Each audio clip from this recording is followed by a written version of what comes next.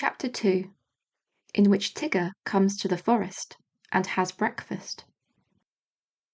Winnie the Pooh woke up suddenly in the middle of the night and listened. Then he got out of bed and lit his candle and stumped across the room to see if anybody was trying to get into his honey cupboard, and they weren't. So he stumped back again, blew out his candle, and got into bed. Then he heard the noise again. "Is that you, Piglet?" he said. But it wasn't. "Come in, Christopher Robin," he said. But Christopher Robin didn't. "Tell me about it tomorrow, Eeyore," said Pooh sleepily. But the noise went on. "Ooh-ah, ooh-ah, ooh-ah, ooh-ah, ooh-ah," said whatever it was. And Pooh found that he wasn't asleep after all. "What can it be?" he thought. "There are lots of noises in the forest, but this is a different one. It isn't a growl, and it isn't a purr, and it isn't a bark, and it isn't the noise you make before beginning a piece of poetry, but it's a noise of some kind, made by a strange animal, and he's making it outside my door, so I shall get up and ask him not to do it." He got out of bed and opened his front door. "Hello," said Pooh, in case there was anything outside. "Hello," said whatever it was. "Oh," said Pooh. "Hello." "Hello." "Oh, there you are," said Pooh. "Hello." "Hello," said the strange animal, wondering how long this was going on. Pooh was just going to say "Hello" for the 4th time when he thought that he wouldn't. So he said "Who is it?" instead. "Me," said a voice. "Oh," said Pooh. "Well, come here." So whatever it was came here, and in the light of the candle he and Pooh looked at each other. "I'm Pooh," said Pooh. "I'm Tigger," said Tigger. "Oh," said Pooh, for he had never seen an animal like this before. "Does Christopher Robin know about you?" "Of course he does," said Tigger. "Well," said Pooh, "it's the middle of the night, which is a good time for going to sleep, and tomorrow morning we'll have some honey for breakfast. Do Tiggers like honey?" "They like everything," said Tigger cheerfully. "Then if they like going to sleep on the floor, I'll go back to bed," said Pooh, "and we'll do things in the morning. Good night." And he got back into bed and went fast asleep. When he awoke in the morning, the first thing he saw was Tigger sitting in front of the glass and looking at himself. "Hello," said Pooh. "Hello," said Tigger. "I found somebody just like me. I thought I was the only one of them." Pooh got out of bed and began to explain what a looking-glass was. But just as he was getting to the interesting part, Tigger said, "Excuse me a moment, but there's something climbing up your table." And with one loud "Ooh-ah, ooh-ah, ooh-ah, ooh-ah, ooh-ah," he jumped at the end of the tablecloth, pulled it to the ground, wrapped himself up in it 3 times, rolled to the other end of the room, and, after a terrible struggle, got his head into the daylight again, and said cheerfully, "Have I won?" "That's my tablecloth," said Pooh, as he began to unwind Tigger. "I wondered what it was," said Tigger. "It goes on the table, and you put things on it." "Then why did it try to bite me when I wasn't looking?" "I don't think it did," said Pooh. "It tried," said Tigger, "but I was too quick for it." Pooh put the cloth back on the table, and he put a large honey pot on the cloth, and they sat down to breakfast. And as soon as they sat down, Tigger took a large mouthful of honey, and he looked up at the ceiling with his head on one side and made exploring noises with his tongue, and considering noises, and what have we got here noises.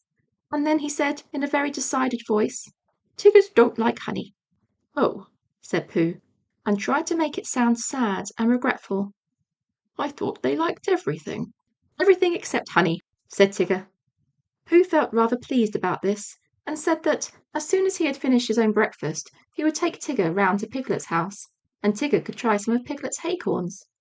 "Thank you, Pooh," said Tigger, because acorns is really what Tiggers like best.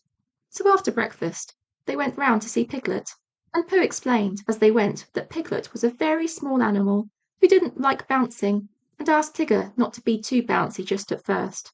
And Tigger, who had been hiding behind trees and jumping out on Pooh's shadow when it wasn't looking, said that Tiggers were only bouncy before breakfast, and that as soon as they had had a few acorns, they became quiet and refined. So by and by they knocked at the door of Piglet's house. "Hello, Pooh," said Piglet. "Hello, Piglet. This is Tigger." "Oh, is it?" said Piglet, and he edged round to the other side of the table. "I thought Tiggers were smaller than that." "Not the big ones," said Tigger. "They like acorns," said Pooh, "so that's what we've come for, because poor Tigger hasn't had any breakfast yet." Piglet pushed the bowl of acorns towards Tigger, and said, "Help yourself." And then he got close up to Pooh, and felt much braver, and said, "So you're Tigger? Well, well," in a careless sort of voice. But Tigger said nothing, because his mouth was full of acorns. After a long munching noise, he said, "Ears o e aors." And when Pooh and Piglet said, "What?" he said, "Scusi," and went outside for a moment. When he came back, he said firmly, "Tiggers don't like acorns." "But you said they liked everything except honey," said Pooh. "Everything except honey and acorns," explained Tigger. When he heard this, Pooh said, "Oh, I see." and Piglet, who was rather glad that Tiggers didn't like acorns, said, "What about thistles?" "Thistles," said Tigger, "is what Tiggers like best." "Then let's go along and see Eeyore," said Piglet. So the three of them went, and after they had walked and walked and walked, they came to the part of the forest where Eeyore was. "Hello, Eeyore," said Pooh. "This is Tigger." "What is?" said Eeyore. "This," explained Pooh and Piglet together, and Tigger smiled his happiest smile and said nothing. Eeyore walked all round Tigger one way, and then turned and walked all round him the other way. "What did you say it was?" he asked. "Tigger." "Ah," said Eeyore. "He's just come," explained Piglet. "Ah," said Eeyore again. He thought for a long time, and then said, "When is he going?" Pooh explained to Eeyore that Tigger was a great friend of Christopher Robin's, who had come to stay in the forest, and Piglet explained to Tigger that he mustn't mind what Eeyore said because he was always gloomy, and Eeyore explained to Piglet that, on the contrary, he was feeling particularly cheerful this morning, and Tigger explained to anybody who was listening that he hadn't had any breakfast yet. "I knew there was something," said Pooh. "Tiggers always eat thistles, so that was why we came to see you, Eeyore." "Don't mention it, Pooh." "Oh, Eeyore, I didn't mean that I didn't want to see you." "Quite, quite. But your new stripy friend, naturally he wants his breakfast. What did you say his name was?" "Tigger." "Then come this way, Tigger." Eeyore led the way to the most thistly-looking patch of thistles that ever was, and waved a hoof at it. "A little patch I was keeping for my birthday," he said. "But, after all, what are birthdays? Here today and gone tomorrow. Help yourself, Tigger." Tigger thanked him, and looked a little anxiously at Pooh. "Are these really thistles?" he whispered. "Yes," said Pooh. "what Tiggers like best." "That's right," said Pooh. "I see," said Tigger. So he took a large mouthful, and he gave a large crunch. "Ow!" said Tigger. He sat down and put his paw in his mouth. "What's the matter?" asked Pooh. "Hot," mumbled Tigger. "Your friend," said Eeyore, "appears to have bitten on a bee." Pooh's friend stopped shaking his head to get the prickles out, and explained that Tiggers didn't like thistles. "Then why bend a perfectly good one?" asked Eeyore. "But you said," began Pooh. "you said that Tiggers liked everything except honey and acorns." "And thistles," said Tigger, who was now running round in circles with his tongue hanging out. Pooh looked at him sadly. "What are we going to do?" he asked Piglet. Piglet knew the answer to that, and he said at once that they must go and see Christopher Robin. "You'll find him with Kanga," said Eeyore. He came close to Pooh and said in a loud whisper, "Could you ask your friend to do his exercises somewhere else? I shall be having lunch directly. I don't want it bounced on just before I begin. A trifling matter, and fussy of me, but we all have our little ways." Pooh nodded solemnly and called to Tigger. Come along and we'll go and see Kanga. She's sure to have lots of breakfast for you." Tigger finished his last circle and came up to Pooh and Piglet. "Hot," he explained with a large and friendly smile. "Come on," and he rushed off. Pooh and Piglet walked slowly after him, and as they walked, Piglet said nothing because he couldn't think of anything, and Pooh said nothing because he was thinking of a poem. And when he had thought of it, he began, "What shall we do about poor little Tigger? If he never eats nothing, he'll never get bigger. He doesn't like honey and acorns and thistles, because of the taste and because of the bristles. And all the good things which an animal likes have the wrong sort of swallow or too many spikes." "He's quite big enough, anyhow," said Piglet. "He isn't really very big." "Well, he seems so." Pooh was thoughtful when he heard this, and then he murmured to himself, "But whatever his weight in pounds, shillings, and ounces, he always seems bigger because of his bounces. And that's the whole poem," he said. "Do you like it, Piglet?" "All except the shillings," said Piglet. "I don't think they ought to be there." "They wanted to come in after the pounds," explained Pooh, "so I let them. It is the best way to write poetry, letting things come." "Oh, I didn't know," said Piglet. Tigger had been bouncing in front of them all this time, turning round every now and then to ask, "Is this the way?" And now at last they came in sight of Kanga's house, and there was Christopher Robin. Tigger rushed up to him.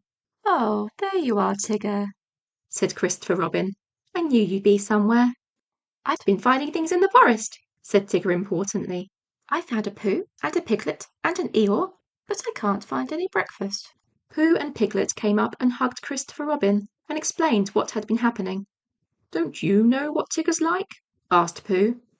"I expect if I thought very hard I should," said Christopher Robin, "but I thought Tigger knew." "I do," said Tigger. "Everything there is in the world except honey and acorns and what were those hot things called?" "Thistles." "Yes, and those." "Oh, well then, Kanga can give you some breakfast."